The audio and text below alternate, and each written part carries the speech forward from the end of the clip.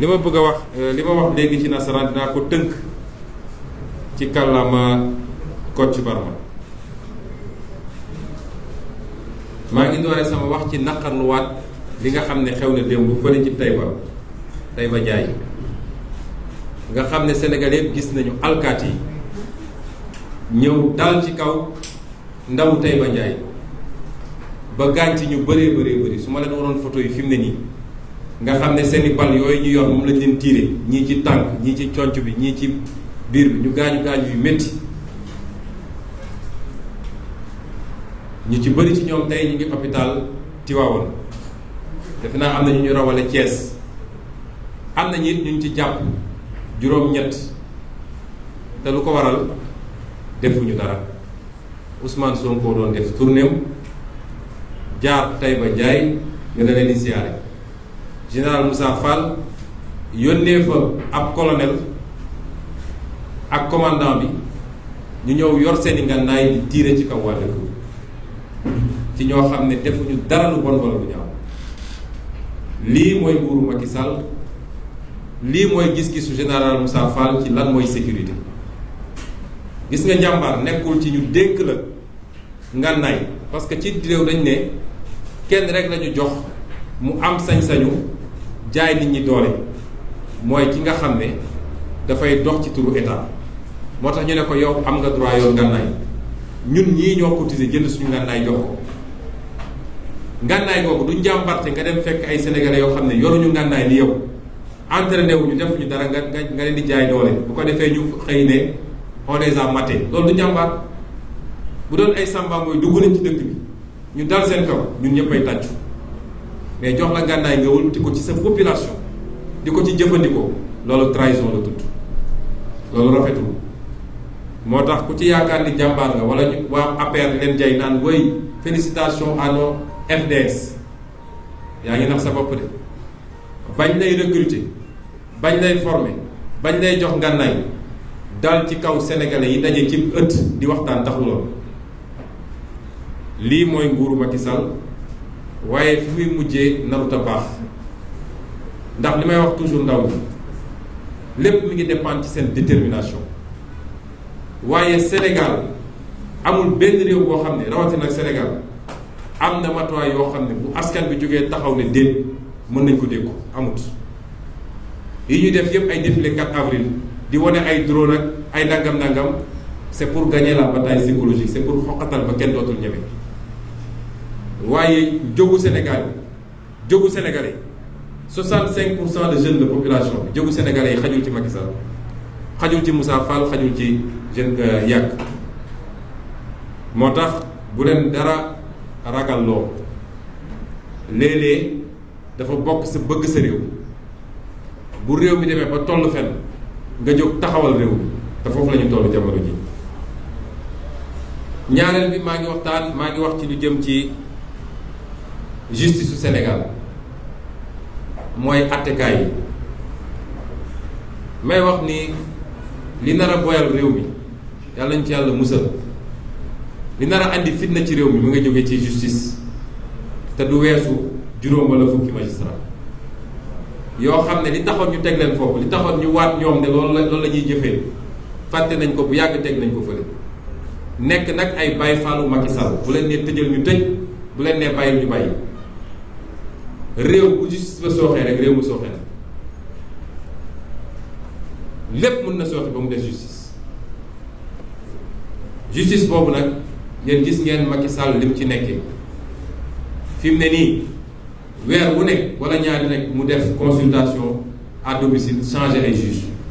parce que day tànn ay nit am lu mu bëgg ci ñoom dem ba ci biir amu ko mu gaawal ko soppi leen la ci gën a fës nag ci li muy bëgg ci ay juge te amu ko mu mer mooy fexe leen ba condamné leen Ousmane Sonko ci peine boo xam ne dootul mën a nekk candidat la ca des mooy ñooñu Ousmane Sonko yi jàpp leen ci ñu bëri def leen mandat de dépôt pour que ëllëg mu am poñ bu ma jàpp bu ma ko jàppee justice boobu nag ñun daf ñoo yàgg lool damaa bëgg a fàttali Sénégalais yi ndax fàttali day jëriñ borom xel. bi ma commencé dund naa man ba 2016 musuma am affaire ak justice jàng toppatoo sama yaram toppatoo sama diine dem liggéeyi kenn musuma xam ci dara 2016 laa commencé jëflante ak justice te mu ngi méngoo bi ma duggee ci politique ci laa commencé jëflante ak justice 2016 ba léegi lu ne justice teg na ko sama ndott pour bëgg maa lor ak bëgg maa gàllankoor te tegu ko ci dëgg nag ma digal leen ci yenn ma fàttali leen ni daaw jéeg bi ñuy commencé seen complot bi woo nañ ma ne ma naa dem uy ji section de recherche te boobu jamono dama amoon sama malaanu kiiraay yoon ne kenn mënul woo député bu am malaanu kiiraay wala nga jàpp ko lu dul rek teggi nañ malaan boobu ñu teg ci dara juge bi nga xam ne moo fi newoon juge d'instruction daal di yónnee assemblée dañu teggi sama malaanu kiiraay te jamono joo xam ne procureur bi nga xam ne moo yor dossier bi tudduma ci dossier bi moom x la wax mooy ku ñu xamagul assemblée nationale ci base boobu mu teggi sama malaanu kiiraay te ba mu koy teggi commission bi ko waroon def méngoowul ak charte assemblée nationale. bu ñu jógee foofu ñu woolu ma le 3 mars 2021 ma jóg di dem tribunal ñu attaqué ma fii ci rond point Jet d'eau ci rond point Stèle Mermoz jàpp ma yóbbu ma section de recherche téye ma fa juróom-benni fan yoo xam ne kenn ci Sénégal xamuloon ci yenn anam laa ne bu dul woon taxawaayu askanu Sénégal kon tey jii du ma toog fii di wax ak yéen maa nga Rebeuss loolu tax li ñu bëgg a def nii mënuñu leen bàyyi ñu def ko xam ngeen ndax lan loo xam ne fukki bakkan ak ñeent rot na ci ngir bañ injustice bañ tappale ak bañ jaay doole ñu teg ci ñaari weer Macky Sall ne fa ma tegoon dossier bi fa laa koy delloo si wéyale ko comme dara amul ñun suñu seetaanee loolu du ñu gor parce que xale yi nga xam ne seen bakkan rot na ci dafay mel dañ leen trahir ak li xew ci Sénégal yépp ci jamono jooju te weesuwul benn groupe nit bu ndaw nous sommes 17 millions de Sénégalais groupe bu ndaw a ndaw a ndaw ne ñoom dinañu def lu leen neex ci réew mi ñu jàpp ma foofu forcément ay affaires yoo xam ne wax naa ko léegi ci nasaraan ba keroog le 8 bañ may yóbbu ma déedéet avant le 8 le 5 defe naa bi ñu may yóbbu ci juge bi samay avocat dañoo bañ ñu ñëw teewe te yoon dafa ne kenn ku nekk am nga droit avocat te juge bi amul droit déglu la te sa avocat toogul yéen ñëpp gis ngeen bés boobu avocat yi dañoo taxaw ci buntu juge bi di dóor ci bunt bi di ko fëgg pour ne ko ubbil parce que dañu am droit dugg lu kenn mës a gis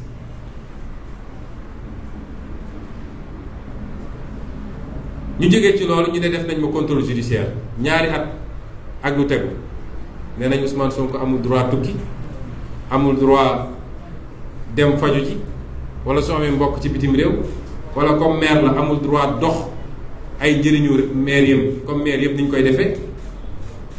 lépp ñu xañ ma ko lépp ñaari at ak lu ci tegu li ci may gën a yéeme saa su ma bindee neneen damaa war a génn fii ñaata nit ñoo nekk contrôle judiciaire ña ngay dem di ñëw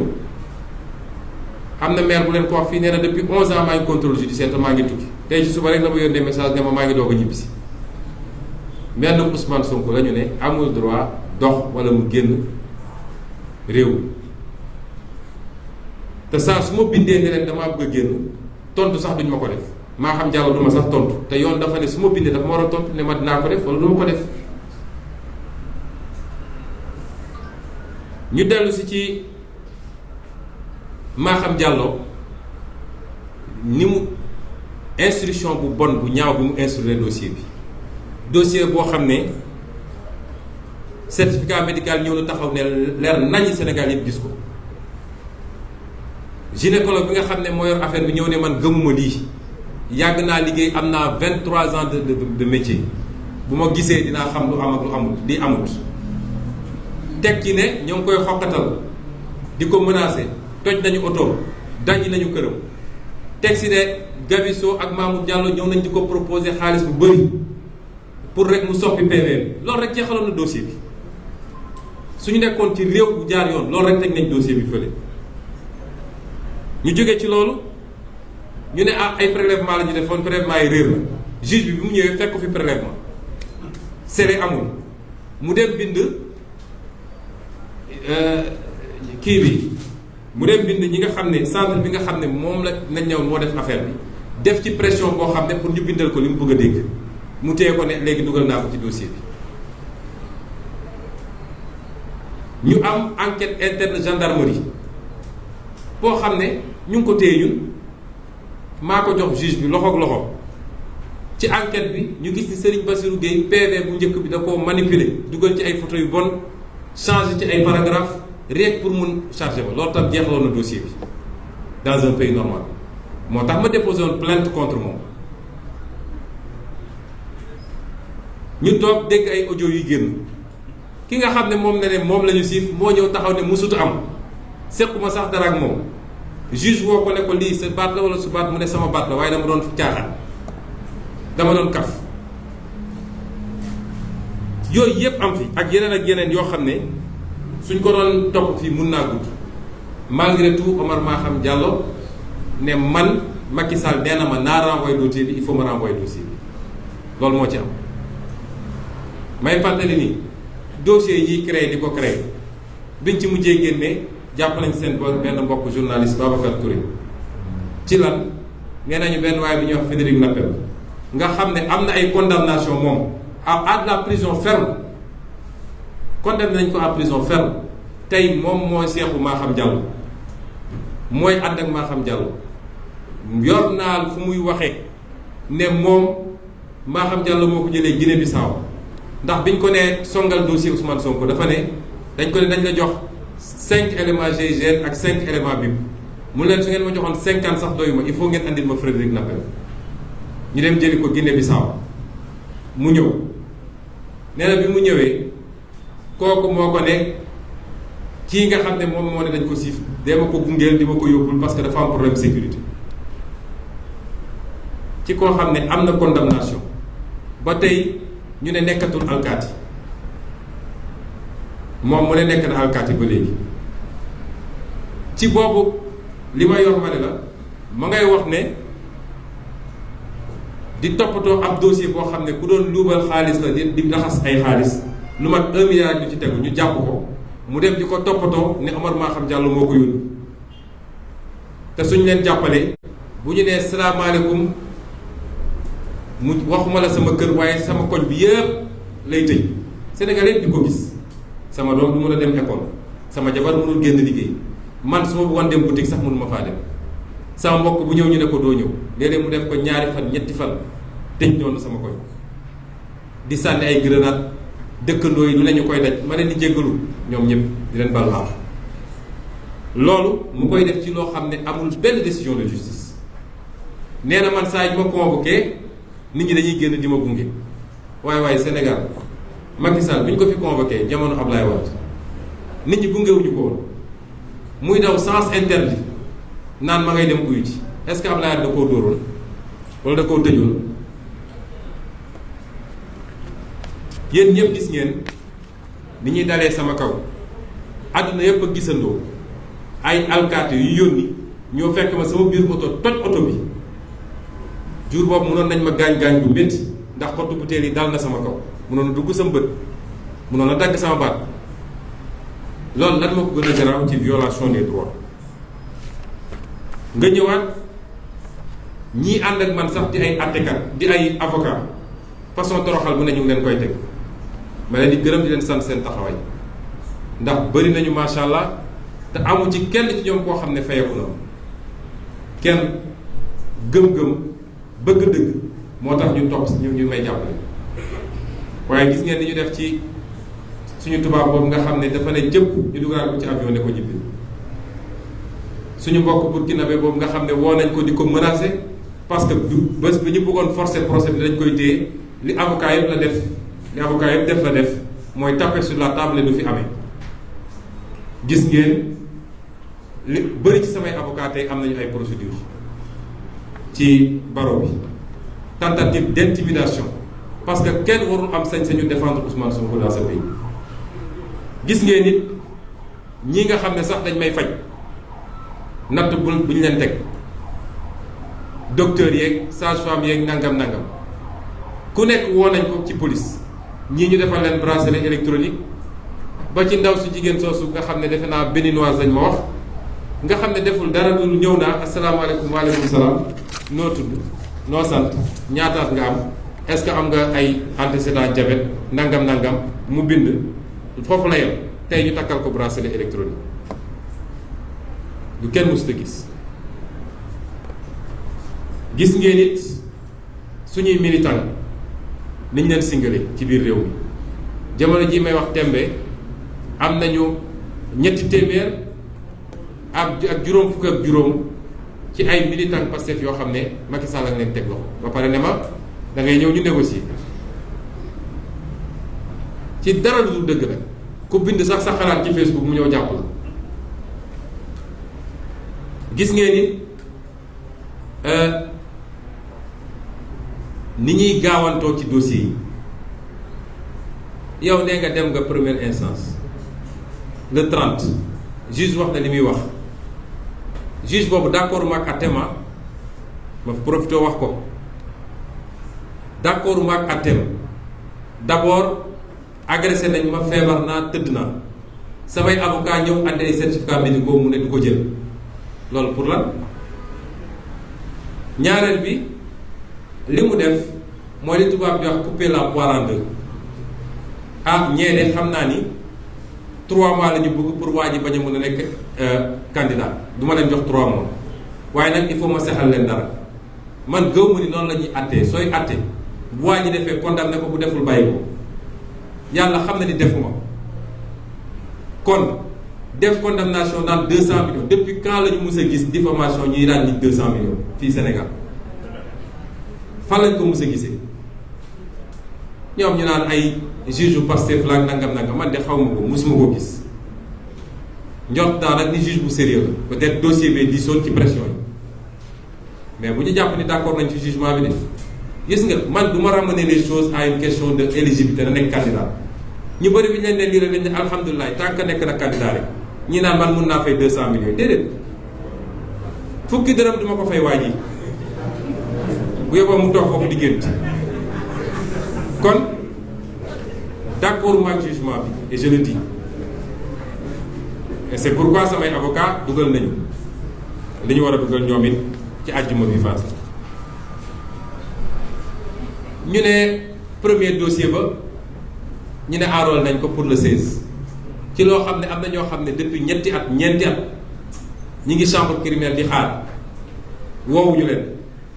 ñu ne coûte que coûte tey faw ñu woo Ousmane Sonko parce que jàpp nañ ni dossier yi ni mu gën a sakkane dina am benn boo xam ne nañ ci am li ñu bëgg bu dee nag Sénégal yi nangul nañu loolu Macky Sall man li ma dal yépp Sénégal am bëgg Sénégal am ko dal man li ma dal yépp bëgg Sénégal amul lenn loo xam ne ci man la te yàlla xam na ni Sénégal jaral na ma lu ne waaye nag day am fu muy toll askanu Sénégal ñoom seen bopp ñoo war a xam ni bu la yàlla joxee dara nga am yaakaar ni lii mun na soppi sama ëllëg yow yaa ko war a jëkk sàmmal sa bopp lu ko may rek dañuy wax Cheikh Anta di wax Thomas Sankara di wax keneen ak keneen Macky Sall ci tànk yooyu la nekk beneen bi nga xam ne am na te ma waxoon ko Sénégalais yi mooy le 16 bi ñu ma attaqué dama leen ne dañ ma doon essayé faagaagal dañ ma doon essayé rey coow li bëri woon na lool waaye man mi nekkoon ci biir oto bi lañ ma sotti ma noyyi ko ak fi ma yóbbu bët gisatul mënatoo noyyi biir di daw ci saasa man xamoon naa dañ ma doon bëgg a rey man xamoon naa ko léegi nag yónnee nañu ba am analyse yi dikk na te fañ ko yóbbu du laboratoire bu ndaw analyse yi nee na produit bi nga xam ne moom la ñu gis foofu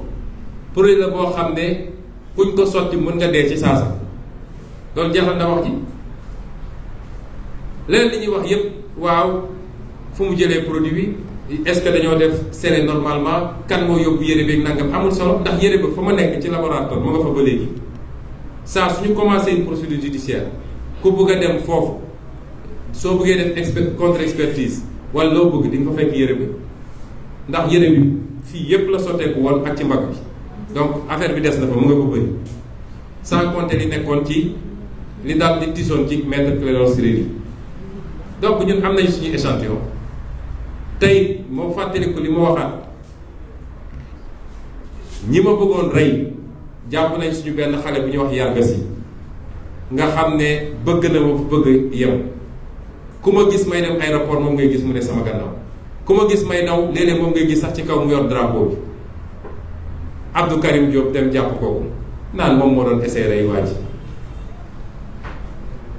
moom moo gën a yomb ci rey ma que ki mu jàpp kon bi mbir mi di am heureusement filmé nañu vidéo yaa ngi fi ñu téye biir oto bi man maa fa newoon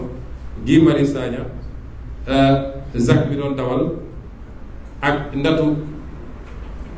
Mbodj mi newoon ci gannaaw maître Clédor Ciré Ly benn instant la ñëw di ubbi pour xëcc mu tombeek soo génnee ñoon ñi waroon oto bi yëpp alkaati yi boobu dàq nañ ñëpp ba ñu sori vidéo yaa ngi fi te produit bi tam nee nañu produit bi lu alkaati yi di utiliser lu ci ëpp dañ koy utiliser pour xeex ak nit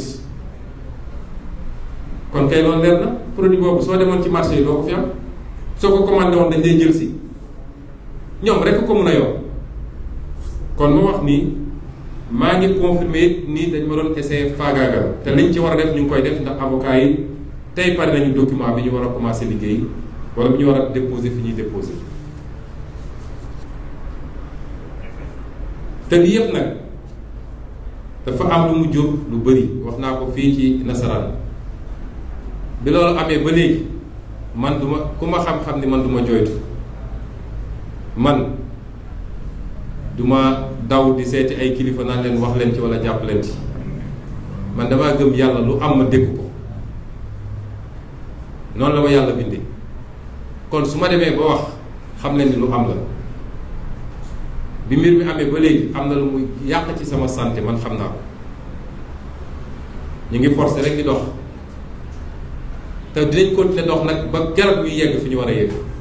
parce que suñu engagement la ci kàttanu yàlla à part analyse yi am na ay IRM yu ñu def yoo xam ne la ca feeñ ci wàllu cerveau médecin bi dafa bind ne ma il faut nga génn dem foo xam ne seen xarala ci wàllu paj egg na foo xam ne dinañ mën a gën a xóotal analyse yi parce que xam ñu ndax lu dangereux wala lu dangereux waaye waruloon nekk fi mu nekk ni loolu moom lu wóor may wax sénégalais yi nag ni ñun dañoo jël engagement parce que dañoo bëgg réew mi dañoo jàpp ni li ñuy dugal àjjana ëllëg coono gi ñu doon daj ngir suñu réew la ñun loolu la ñu gëm ñoo ngi góorgóorlu ci lépp lu yàlla santaane waaye jàpp nañ peut-être yàlla li ñuy gën a rusee mooy la nga doon daj ngir sa askan baax moo tax dara mënuñoo delloo gannaaw ñoom su doon dañoo yem rek ci di ma lor ñu ne waaw baax na ba léegi waaye man nu ñu mënee ubbil ma dossier yi dul jeex ab sa ndax sax bu romboon fii ne Sonko ma xeelu ñu ubbi dossier ba pare man su ma déposé plainte duñ ko traité maa ngi fàttaliku depuis 2016 sama radiation bi ma Macky Sall di dàq fonction publique te tegu ko fenn ñu bañ ne du ma ànd ak samay avocat ma saisir Cour suprême mu bañ dàq ko 2018 ñu faat suñu jigéen boobu Mariama Sagna ba tey ba saaf justice tegu ci benn acte bu ñu mën a ne lii la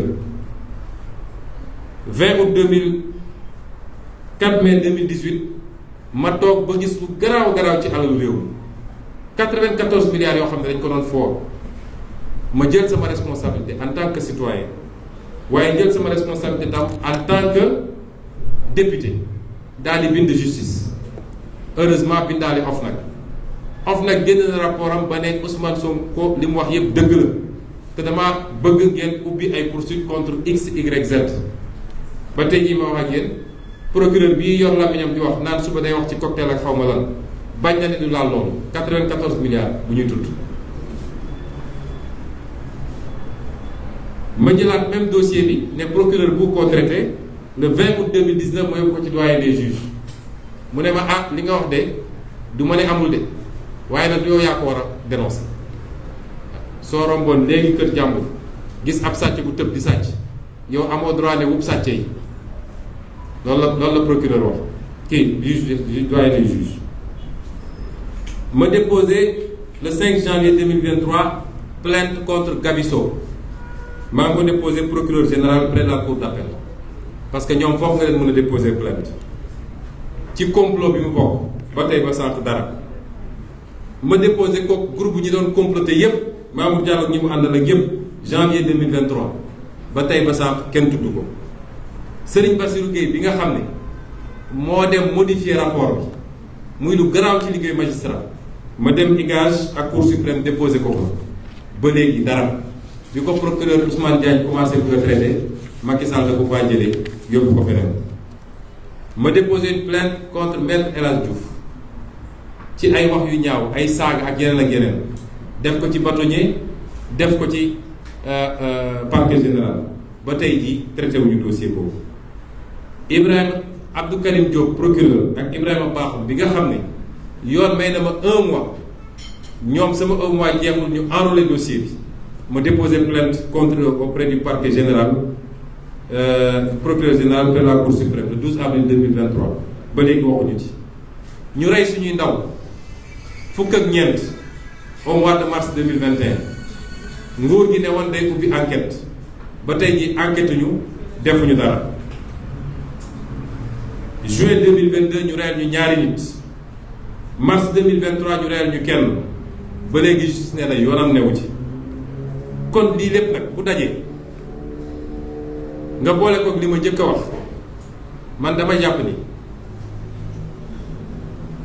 li ma waroon def pour wane ni respecté naa suñu justice def naa ko waaye saa su ne li ma justice fayee mooy respecté wu ma fii léegi Macky Sall a ngi leen naan fexe leen ba faagaay la ma ko nañ ko def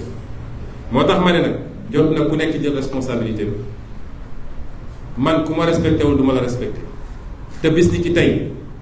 dinaa door campagne de désobéissance civique par rapport ak justice bi mooy nanguluma ko cër gi mu jox boppam ku nekk na jël responsabilité man lu ma ci góobee gar ko parce que nag dafa am fu mbiri di yem waaye nag li ma bëgg a wax kenn ku ne mooy ku yaakaar ni mun nga dëkk ci lor nit ñi ba pare yow nga mucc ci ndax nga sa bopp ku yaakaar ni mun nga dëkk ci lor nit ñi ci lu dul dëgg ñu garanti na nañ la protéger armée yëpp a ngi sa gannaaw mën nga tëdd nelaw nañ la jox alal nañ la jox lii ndax nga sa bopp de bu ñu bëggee réew mi am jàmm nañ ko mayante man damaa yor njaboot ni ñëpp li ma daj ci ñaari at yii néew na Sénégalais boo xam bu ñu ko tegoon ci kawam du nax saay bi yàgg waaye ma nangu ko parce que li ma gëm moo tax mais nag loo gis am na limite te foofu lañ ci toll. ñaareel bi nga xam ne bëgg naa ko wax it mooy li ñu woowee dialogue politique mooy waxtaan bi nga xam ne nee nañu Macky Sall woote na ko la ma ciy wax du sori mooy Macky Sall moom ci boppam moo ne réew mi mu ngi dox problème amu fi détenu politique amu fi institution yaa ngi dox waaw réew mu ni mel lu fi jar dialogue réew mu ni mel kay alhamdulilah rek macha allah tabarakallah waaye gis ma lu fi jar dialogue waaye ñu nangul ko loolu parce que ñun jàmm lañu bëgg ci réew mi ñun dañu gëm ni fii rek fukki weer bu soobee yàlla réew mi tegu suñu loxo te ku bëgg réew tegu sa loxo da ngay ñaan boo koy jot nga jot ko ci jàmm ak dal ak tey parce que sa xam-xam lu mu leer sa xalaat lu mu leer lu mu baax say programme lu mu baax boo jotee ci réew fekk réew ma tas na ba noppi defe naa mandat bi yëpp yaa ngi xool nooy def ba defaraat li yàqoon waaye doo tal ay développement moo tax ñu ne nañ ko nangul waaye nag ñun kenn duñu booleeg sénégalais parce que day def loo xam ne xam nga sénégalais dafa émotif bu ñu nee ah waa ji nee na woon a gars yi jalaw rek ah waaye ndeysaan waa dem leen waxtaan xam nga lii bu ko defee ku ne man dew ma rek ah kii moom nitu ay la gis nga waxtaan bu dee sincérité moo ko la bu dee yéene gi sell na bu dee naxe mbaay taxu koo jóg waxtaan boobu day yomb ñépp a koy bëgg ba ca njëkk mooy naka la ñuy demee waxtaan te li Sénégalais yépp di xaar te muy yoon di ko xaar ci Macky Sall moom àdduwu ci Sénégalais li ñuy xaar ci Macky Sall mooy mu ñëw ne leen maa ngi leen di gërëm di leen sant defal ngeen ma loo xam ne mënuma koo fay kenn ndax nekk président de la République ci génération di nga gis génération lëm kenn moo ci am chance nekk ci président de la République ngeen may ma ko benn yoon mayaat ma ko beneen yoon malgré samay waxeet malgré jaay doole yi malgré résultat yu néew yi malgré chômage bi malgré ndóol bi malgré ngeen mayaat ma beneen te constitution bi ne kenn mënul toftal lu weesu ñaari mandat kon maa ngi leen di gërëm di leen sant bu soobee yàlla février 2024 sama mandat jeex ma organiser élection ci ni mu gën a rafete yemale ñépp sénégalais seet ku leen doy ñu tànn ko ma dem continuer sama dund tranquillement ndax nag président de la république nag binduñu ko ci jëw nit ni da nga koy dund ilaa yow mi dinde te waxuma sax démocratie européenne yooyu mais fii Afrique barki dem la Tanja wala kii Niger la pare ñaareelu mandat joxe Gana moom dañ ko mujj miin keneen ak keneen keroog rek ñuy dégg Adama Barrow naan bu pare naa ci sa mandat bu jeexee léegi lay defi moom élection am des na mais dafa teel a wax Gambien yi loolu la Sénégalais di xaar ci Macky Sall bu ko defee nag tey bu ko defoon Sénégalais ne ko oui monsieur le président ak lu mu mënoon def dinañ ne comme fexe na ba lii jeex ci jàmm nañ ko rusee loolu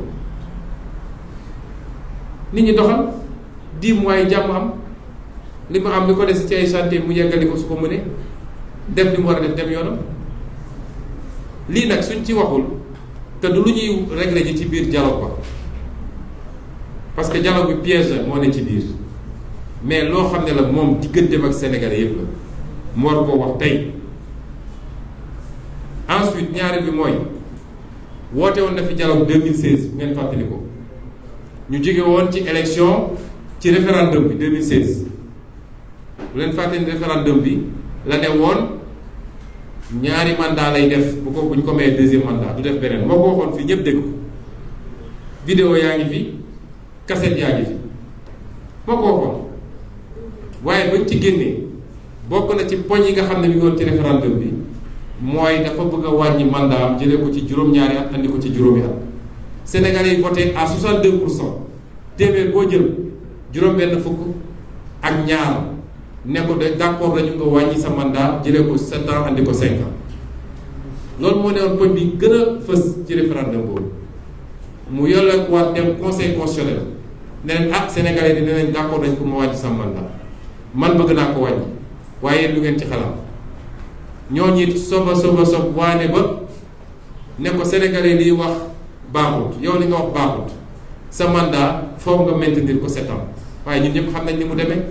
conseil constitutionnel moo leen di wax li ñuy def rek kon dialogue boobu fan la mujj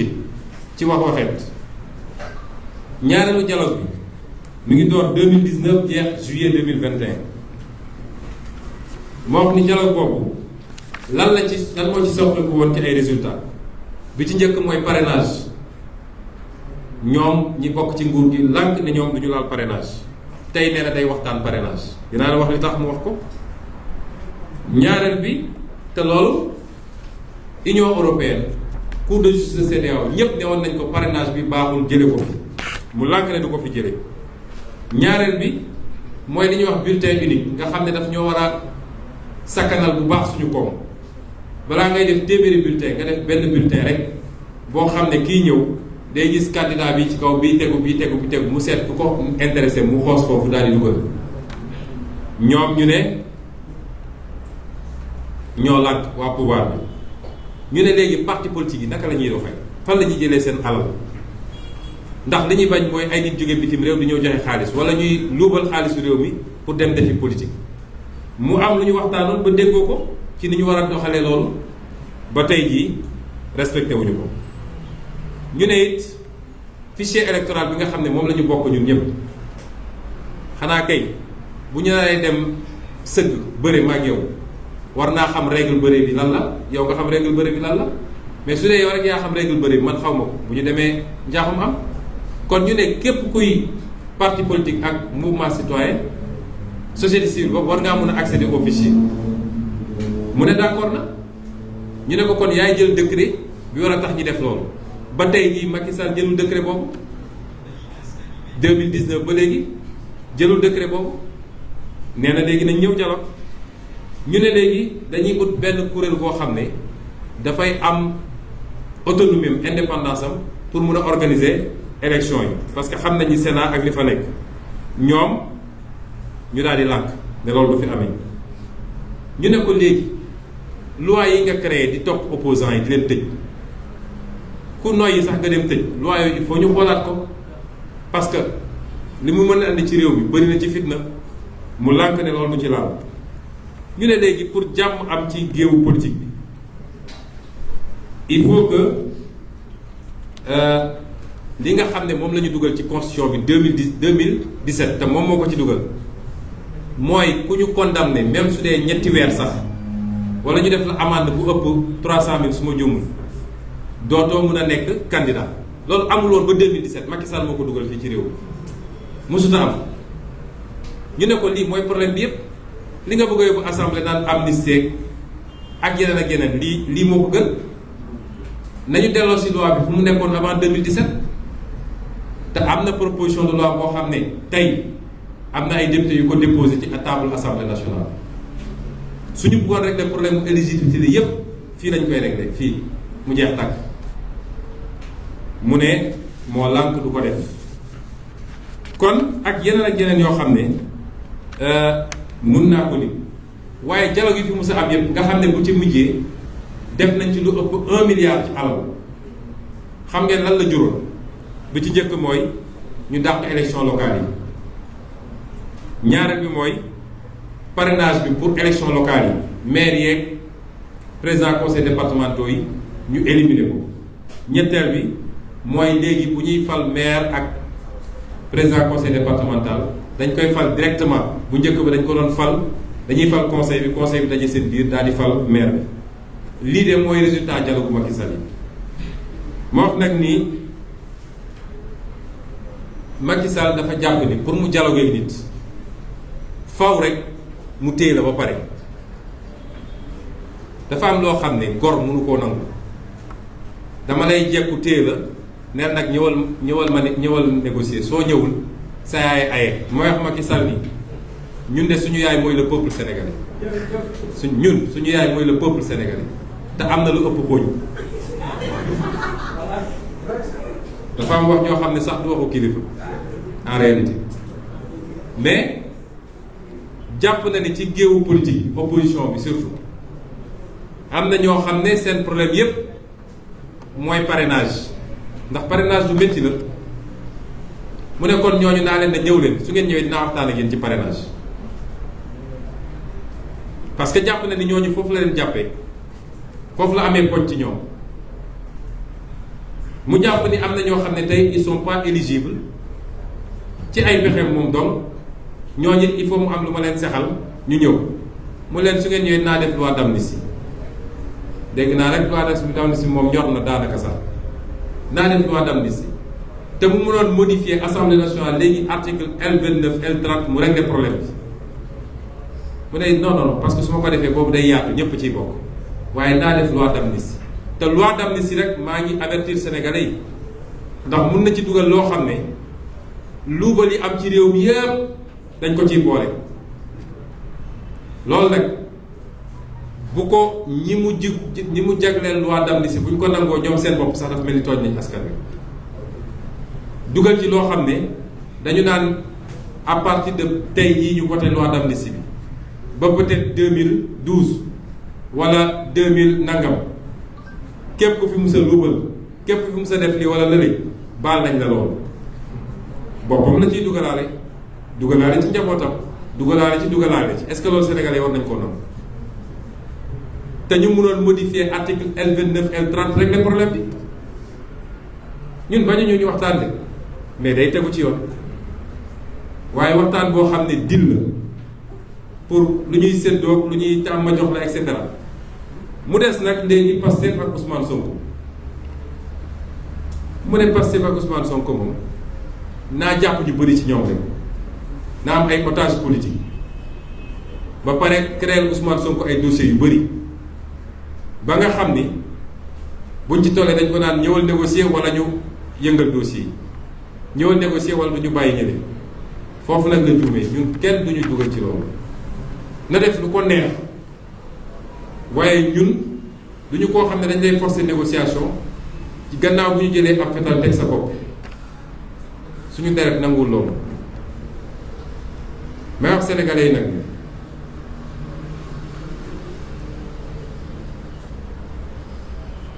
di wax d'abord ñi nga xam ne ñoom laa seqal géewu politique bi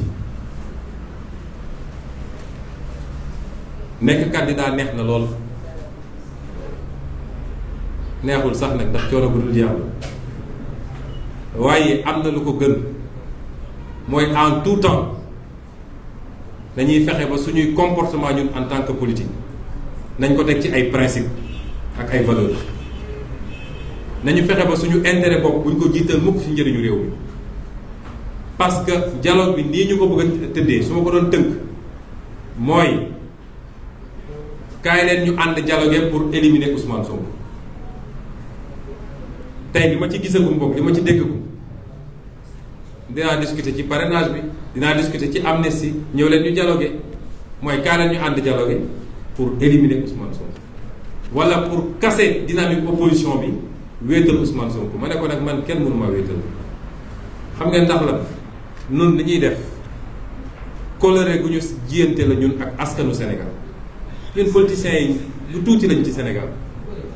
ñun li ñuy def coloré gu ñu saxalante la suñu diggante ñun ak askanu Sénégal fii rek askan waa ngee ñun kenn mënuñoo wéetal waaye am naa yaakaar ni bii pa acteur politique yi dinañu xam ni ñu ngi ci tournant boo xam ne fii la nit di jógee nit mën na fee jóge politique am jeex ci Sénégal ndax Sénégal yi dofuñu kenn gënu leen yow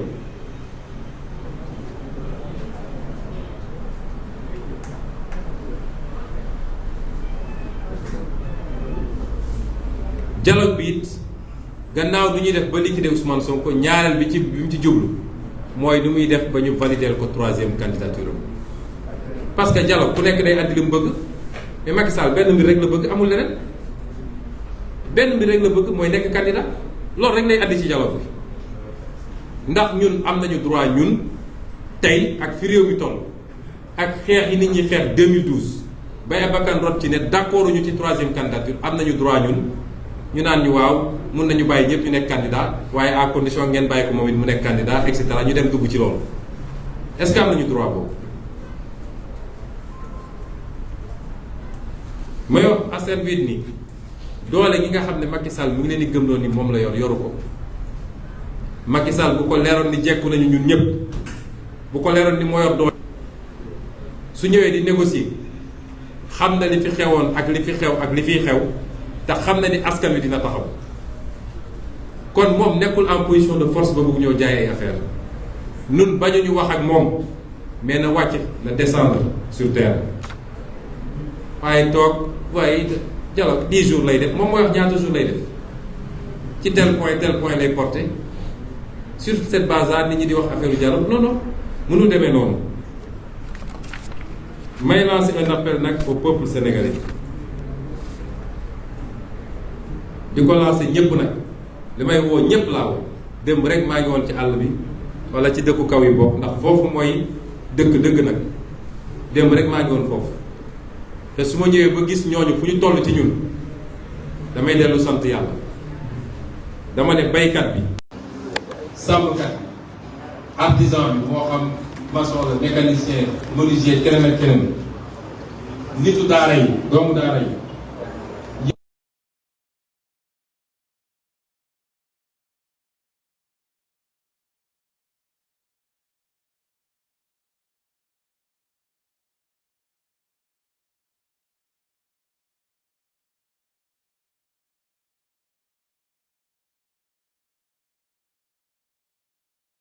wala ci alkaati yi nga bokk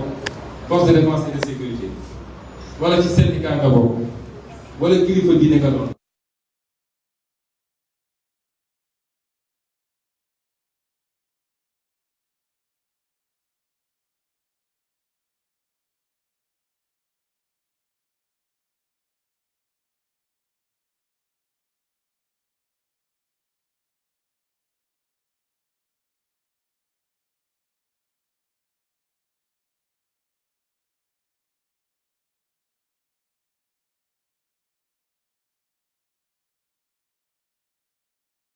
bi peuple moo koy mooy sañ-sañ dëgg-dëgg ak mën-mën ci réew askan bee xool moo tax saa su ñu ne ñoom force restera la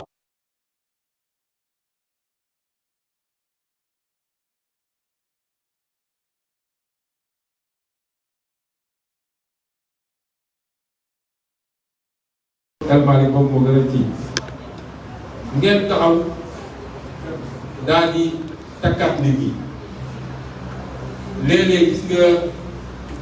sooy xeex ngir dëgg boo demee ba gën a jege objectif foofu la mbir mi di niroog lu gën a métti